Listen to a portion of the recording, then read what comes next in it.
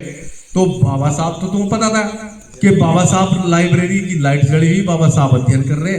जैसे ही उन्होंने खटखटाया तो नानक चंद्र रत्तू जो बाबा साहब के ऐसा चमार जिनने 25 साल बाबा साहब डॉक्टर अम्बेडकर की सेवा करी, मैं फक्र करता हूँ, मेरे से कौम से था तो मैं फक्र करता हूँ उस पर नानक चंद्र रत्तू के ऊपर कि बाबा साहब बैठे पढ़ रहे तो वो पैर झाड़ता रहता था, बाबा साहब पढ़ रहे तो वो चाय बना कर लाता था, बाबा साहब अगर कामयाब हुए माता रमाबाई के मरने के बाद तो उसमें सबसे बड़ा रोल नानक चंद्र रत्तू का। उन्होंने बाबा साहब की लगातार सेवा करी 25 साल तक।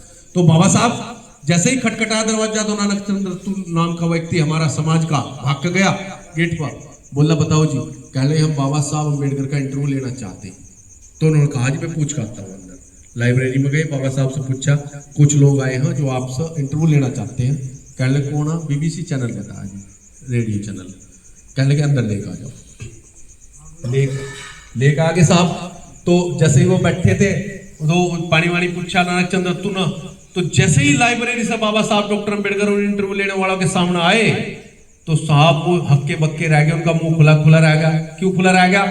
कि ये व्यक्ति रात के 1:30-2 बजे कोई तो बिस्तर में से उठकाना चाहिए था, आंख मलते हुए नींद माना चाहिए था, व्यक्ति टाई कोट बूट सूट में ऐसा जैसा अभी तैयार होकर कहीं जा रहा हूं सवेरे। तो बाबा साहब से सवाल पूछने भूल गए। पूछे थे बाबा साहब डॉक्टर अम्बेडकर हमें तो एक बात बता दो बस। कह रहे क्या? कहने लगे आप बताइए, हम सबकी कोठियों के बाहर गए, सब लोग पैर पसार के चैन से सो रहे हैं। बाबा साहब आप रात को भी इतनी लेट रात जिस समय हम सोच रहे थे कि सब सो रहे होंगे, आप भी ऐसे तैयार होकर बैठे जैसे अभी अभी सवेरा हुआ। तो बाबा साहब डॉक्टर अम्बेडकर ने जो बात कही थी वो मेरे समाज के लोगों गांठ बांध के जाना यहां से।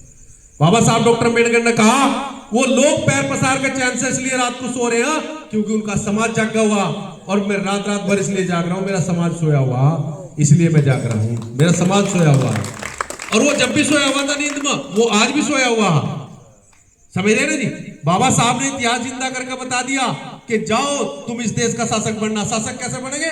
बाबा साहब को पता था, वो सम्राट अशोक के जो लेख निकल लेते ना, वो हर विरासत को जानते थे अपनी, उन्हें